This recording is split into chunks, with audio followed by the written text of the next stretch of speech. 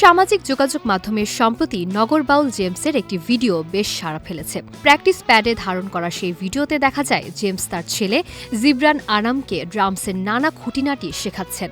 বাবা ছেলের এই মিউজিক্যাল মুহূর্তটি নজর কেড়েছে নেটিজেনদের, যার ফলে মুহূর্তেই ভিডিওটি সামাজিক যোগাযোগ মাধ্যমে ভাইরাল হয়ে যায়।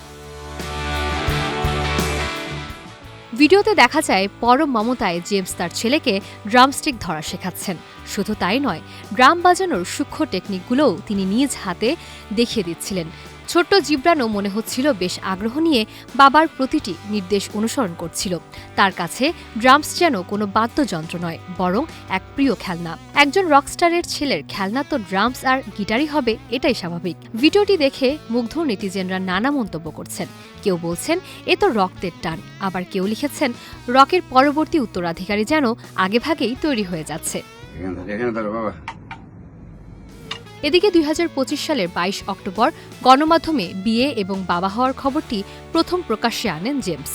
তখন নিজের অনুভূতি ব্যক্ত করতে গিয়ে তিনি বলেছিলেন, বাবা হওয়ার অনুভূতি এক কথায় অসাধারণ। আল্লাহর কাছে অশেষ শুকরিয়া যে তিনি আমাকে একটি সুস্থ সন্তান দান করেছেন। কোথায় আছে, কেমন আছে।